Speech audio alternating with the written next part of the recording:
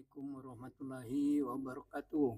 Para sahabat Nabhan Abdullah Channel, pagi ini kita sedang berada di Masjid Al-Muhajirin, Komplek Bank of Tokyo, Jatimamur, Pondok Gede, dalam rangka mengikuti kajian subuh Ahad yang akan dibawakan oleh Bapak Haji FID SAMSI yang bertemakan kenapa iblis terhalang daripada taubat.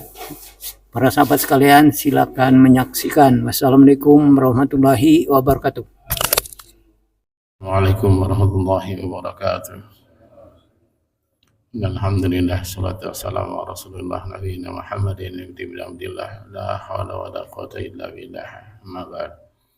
Mari kita senantiasa memanjatkan puji dan syukur kita kepada Allah SWT yang telah begitu banyak memberikan nikmat kepada kita. Di antara yang paling pokok adalah nikmat iman, nikmat Islam, serta nikmat sehat dan kesempatan sehingga kita bisa melaksanakan kewajiban kita, yaitu melaksanakan salat subuh secara berjamaah di Masjid Al-Muhajirin ini. Kemudian salawat dan salam semoga sudah terlimpahkan kepada junjungan kita, pada manusia teladan, yaitu Nabi Muhammad SAW, serta seluruh keluarga dan sahabatnya serta umatnya sampai akhir zaman nanti. Jamaah salat subuh yang dimaksud Allah SWT, sebelum kita memulai kajian kita, baiknya kita lebih dahulu kita berdoa pada Allah SWT untuk kedua orang tua kita yang telah mendahului kita, kemudian keluarga kita, sahabat kita, tetangga kita. Semoga Allah SWT mengampuni semua dosa dan kesalahannya, kemudian menempatkan mereka di sisi Allah SWT berupa nikmat kubur yang insyaallah akan diterima oleh mereka. Kemudian juga kita doakan kepada kedua orang tua kita yang masih hidup, pada keluarga kita, sahabat kita, dan seluruh handaian yang pada pagi hari ini diberikan Allah SWT cobaan. Semoga Allah memberikan mereka cobaan yang bisa menenangkan hati mereka dan diberikan kesabaran sehingga mereka bisa melaksanakan kehidupan sehari-hari dengan sebaik-baiknya. Kita bacakan Ummul Quran Al-Fatihah. A'udzu billahi minasy syaithanir rajim. Bismillahirrahmanirrahim. Alhamdulillahi rabbil alamin. Ar-Rahmanir Rahim. Maliki yaumiddin. Iyyaka na'budu wa iyyaka nasta'in. Ihdinas siratal mustaqim. Siratal ladzina an'amta 'alaihim ghairil maghdubi 'alaihim waladdallin. Pagi ini kita bahas mengenai terhalangnya iblis dari taubat karena kemurkaan Allah kepadanya hingga hari kiamat nanti.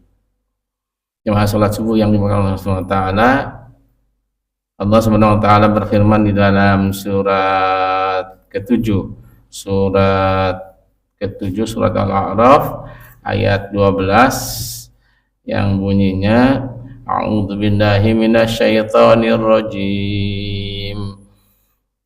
Qala ma mana'aka alla tasjuda idza maratuk qala ana khairu minhu khalaqtani min nar wa khalaqtahu min tin.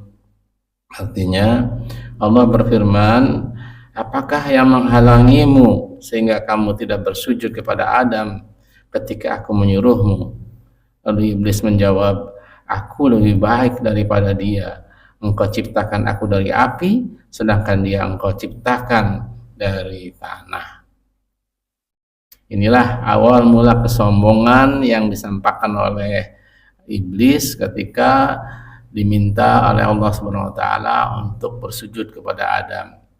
Maksudnya di sini adalah menghormati Adam alaihissalam ketika itu.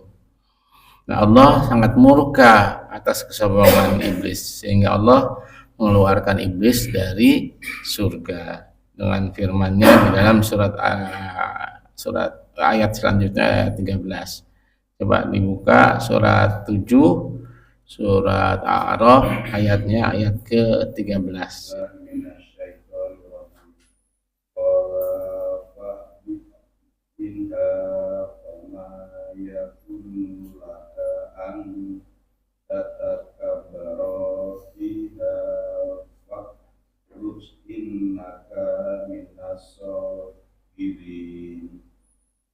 Allah berfirman, maka turunlah kamu darinya surga, karena kamu tidak sepatutnya menyombongkan diri di dalamnya.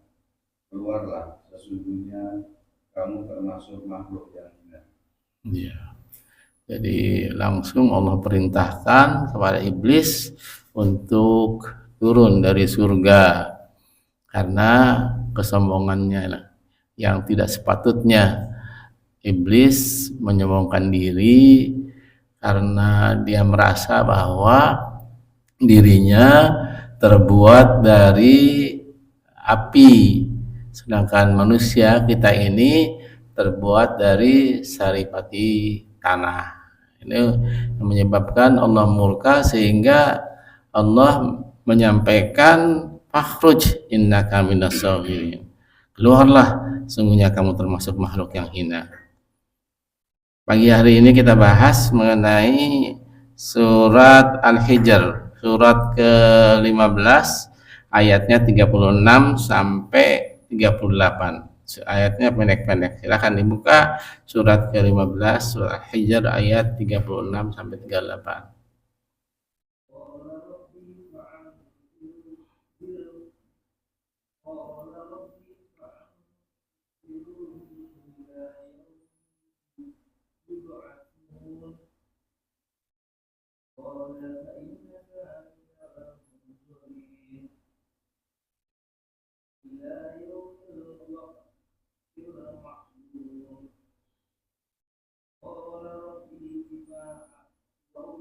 Sampai 38 aja.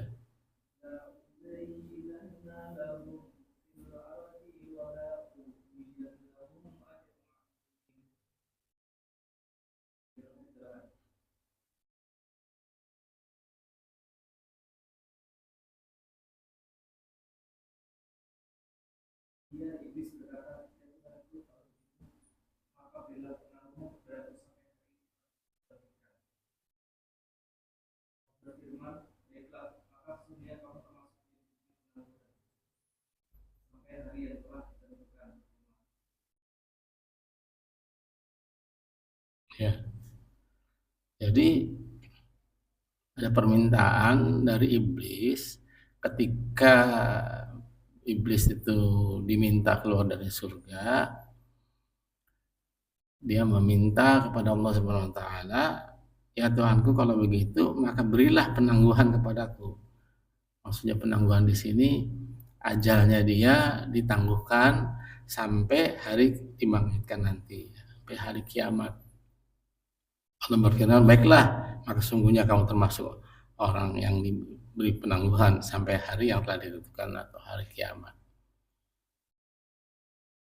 Ini artinya bahwa makhluk yang namanya iblis dari mulai Adam diciptakan sampai sekarang dan sampai hari kiamat nanti ini akan tetap ada. Nah, inilah yang kita harus waspadai. Pasti dimanapun juga jumlahnya iblis ini akan bertambah terus seiring dengan bertambahnya manusia. Jadi kita harus berhati-hati terhadap makhluk yang namanya iblis ini, yang dia sudah bertekad untuk menggelincirkan manusia dalam berbuat kebaikan, dalam berbakti kepada Allah Subhanahu wa taala.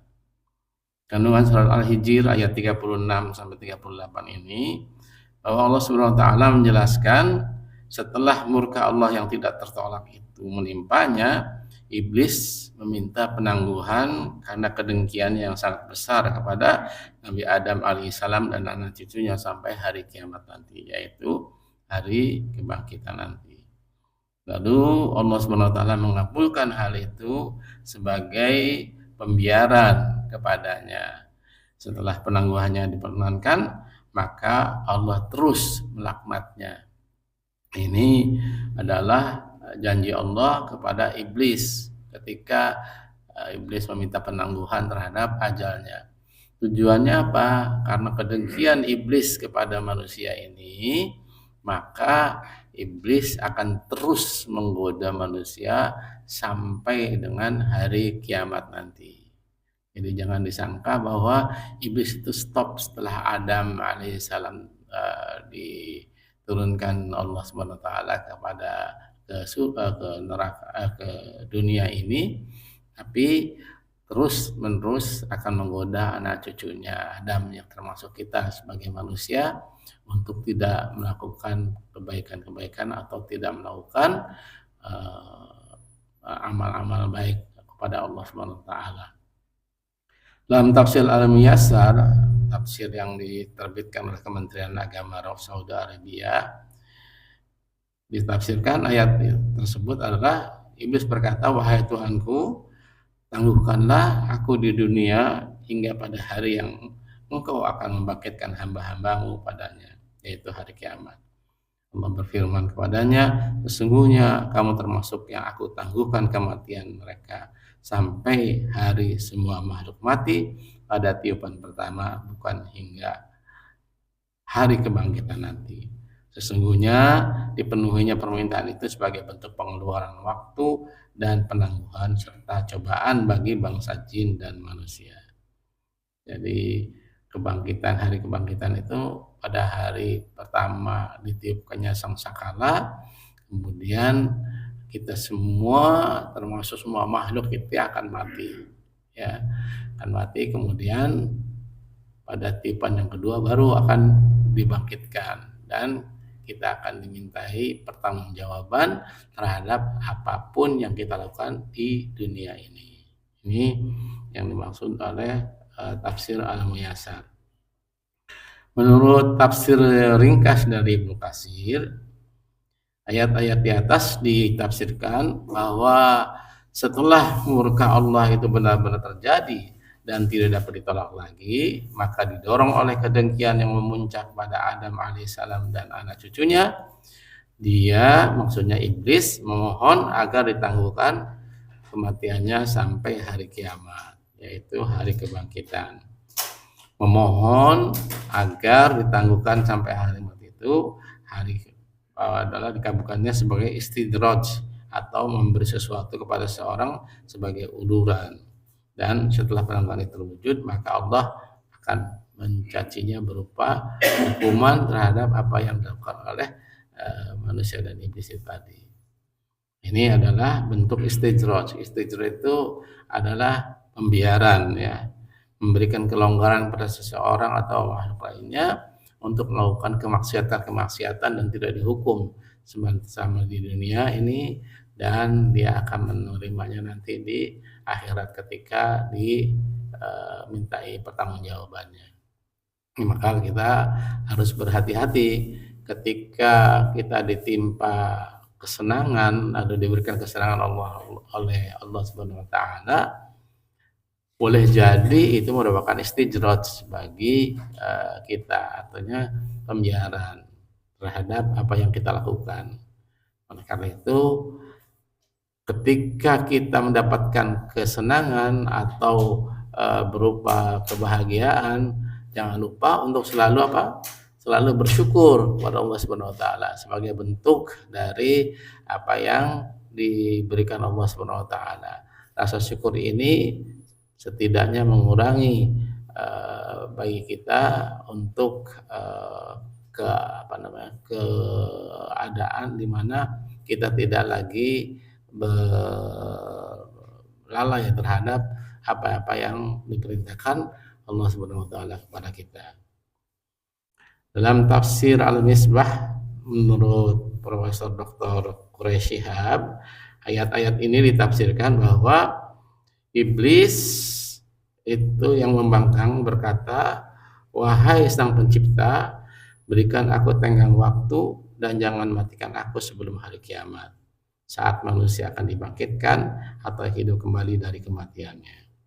Lalu Allah Subhanahu wa taala berkata, "Kamu termasuk mereka yang matinya ditangguhkan sampai batas waktu yang telah aku tentukan dan aku ketahui sepanjang apapun waktu yang ia terbatas." Nah, dalam tafsir ringkas dari Kementerian Agama Republik Indonesia, ayat-ayat ini ditafsirkan bahwa kutukan Allah Subhanahu wa taala kepada iblis tidak membuatnya menyadari kesalahan dan kedurhakaannya. Ini ketika orang atau makhluk sudah dikuasai oleh hawa nafsunya, ketika diingatkan Allah Subhanahu wa taala, maka mereka tidak menyadari bahwa itu adalah sebuah kesalahan yang menyebabkan baginya adalah kedurhakaan dan munculnya kemurkaan Allah Subhanahu wa taala pada mereka. Kedurhakaannya menurut tafsir ini adalah akan semakin menjadi ketika keengganan dari iblis untuk bersujud lahir dari kedengkiannya terhadap Nabi Adam alaihissalam. Kedengkian itu bahkan ingin dia teruskan hingga anak cucunya, anak cucu Nabi Adam. Hal ini terbukti dari permintaan iblis kepada Allah Subhanahu wa taala agar usianya dipanjangkan. Iblis berkata, "Ya Tuhanku, kalau begitu maka berilah penangguhan kepadaku." Maksudnya penangguhan atas kematiannya. Yakni berilah tenggat waktu bagi iblis untuk hidup dalam waktu yang lama agar aku dapat menjerumuskan anak cucu Adam sampai hari ketika manusia dibangkitkan dari kubur pada hari kiamat nanti. Nah, permintaan iblis ini untuk dipanjangkan umurnya dikabulkan oleh Allah Subhanahu wa taala. Lalu Allah berfirman, "Baiklah, maka sesungguhnya kamu wahai iblis termasuk yang diberi penangguhan, yakni dipanjangkan umurnya sampai hari yang telah ditentukan, yakni tiupan pertama sangkakala sebagai tanda permulaan kiamat, dan pada saat itulah engkau harus mati dan mempertanggungjawabkan perbuatanmu." Permintaan iblis ini untuk dipanjangkan umurnya dikabulkan Allah Subhanahu wa taala. Allah berfirman bahwa Allah memberikan penangguhan terhadap iblis ini sampai dengan hari kiamat nanti, sampai dengan ditiupkannya sangkakala ketika semua makhluk dimatikan Allah Subhanahu wa taala.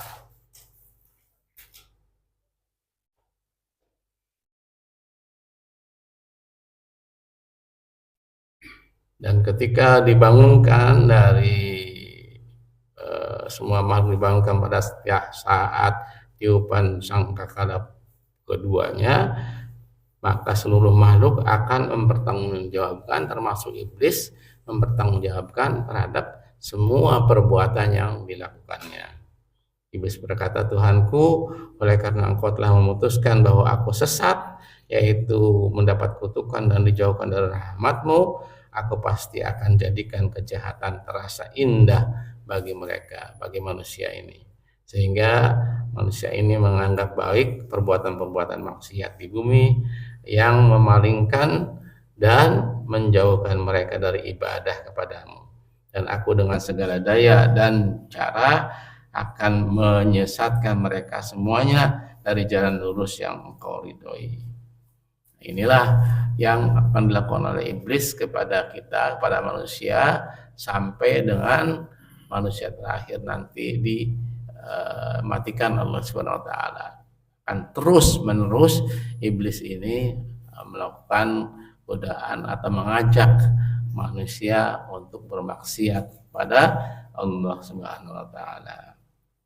Mudah-mudahan ini menjadi pelajaran bagi kita bahwa kita yakin akan ada terus iblis yang menggoda kita. Oleh karena itu kita wajib berta'awudz pada setiap kegiatan atau perbuatan baik yang akan mendapatkan pahala dari Allah Ta'ala. Berta'awudz itu paling tidak kita mengucapkan a'udzubillahi minasyaitonirrajim. Aku berlindung kepada Allah dari godaan setan. Setan itu adalah makhluk bagian dari iblis yang diberikan penangguhan Allah SWT sampai dengan hari kiamat nanti. Nah, pelajaran apa yang didapat dari ayat-ayat yang dibacakan tadi? Yang pertama, bahwa terhalangnya iblis dari taubat karena apa? Karena kemurkaan Allah SWT kepadanya hingga hari kiamat nanti. Ini adalah ketika iblis dengan sombongnya tetap melakukan hal-hal yang dilakukan oleh manusia, oleh iblis terhadap pembangkangan kepada Allah SWT tanpa menyadari bahwa hal itu adalah merupakan perbuatan dosa. Oleh karena itu Allah sangat murka dan tetap melakukan membatasi, menyebabkan taubatnya iblis ini tidak diterima oleh Subhanahu wa taala karena sangat sombongnya iblis terhadap apa-apa yang sudah diperintahkan Allah Subhanahu wa taala pada mereka. Yang kedua, pelajaran dari ayat ini adalah bahwa Allah mengabulkan permintaan makhluk terburuknya yaitu iblis, sehingga mungkin Allah Subhanahu wa taala mengabulkan doa orang kafir dengan hikmah yang Allah Subhanahu wa taala inginkan. Jadi boleh jadi terhadap orang-orang kafir pun ketika mereka berdoa, mereka akan dikabulkan doanya. Karena terhadap iblis saja yang menjadi murkanya Allah karena kesombongannya, Allah masih mengabulkan doa iblis itu tadi. Nah, terhadap makhluk lainnya yang membangkang, Allah pasti akan mengabulkan. Nah, jadi ketika misalnya ada orang kafir berdoa, ya Allah berikanlah aku kehidupan yang lebih baik di dunia ini, maka Allah akan berikan kepada mereka. Tapi dia tidak akan mendapatkan kebaikan di akhirat kelak. Kenapa? Karena makhluk yang namanya makhluk yang membangkang kepada Allah Subhanahu wa taala, dia harus mempertanggungjawabkan kepada Allah Subhanahu wa taala tentang perbuatan kemaksiatan yang dilakukan oleh manusia atau iblis sekalipun. Nah, ini menjadi pelajaran bagi kita bahwa hendaklah kita memohonkan ampun kepada Allah Subhanahu wa taala, beristighfar senantiasa kepada Allah Subhanahu wa taala supaya apa? Supaya kita diampuni semua dosa-dosanya. Kita tidak boleh menyombongkan diri terhadap apapun juga. Tidak boleh melecehkan makhluk lain, tidak boleh juga melakukan aktivitas-aktivitas yang merendahkan makhluk lainnya. Ini pelajaran yang kita peroleh pada pagi hari ini. Nah, ini hal-hal yang seperti inilah yang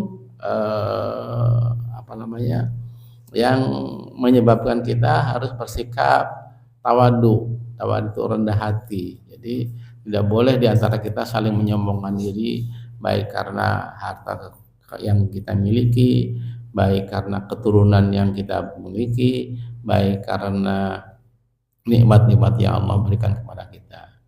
Hendaklah kita senantiasa bersyukur, kemudian tidak lupa juga untuk beristighfar, memohonkan ampun kepada Allah Subhanahu wa taala terhadap hal-hal yang menyebabkan kita merasa diri lebih baik daripada yang lainnya. Banyak hal-hal yang kadangkala kita tidak menyadari bahwa hal itu adalah merupakan kesombongan. Allah sangat tidak suka terhadap kesombongan yang dilakukan oleh kita sebagai makhluknya, karena kesombongan itu adalah milik Allah Subhanahu wa taala, bukan milik manusia. Tidak ada satupun manusia yang boleh sombong karena kedudukannya, karena pangkatnya, karena hartanya, karena keluarganya, atau keturunannya. Semuanya itu adalah milik dari Allah Subhanahu wa taala. Kita tidak ingin dilahirkan dari rahim seorang bisa memilih lahir sebagai orang biasa, tapi kita pasti menginginkan lahir dari seorang yang berketurunan, yang berkecukupan, sehingga kita akan memperoleh apa-apa. Tetapi kita tidak bisa memilih karena itu sudah merupakan takdir Allah Subhanahu wa taala. Pada hari ini dilahirkan, kemudian sudah ditentukan juga apa yang akan diperolehnya sampai dengan dia mati nanti.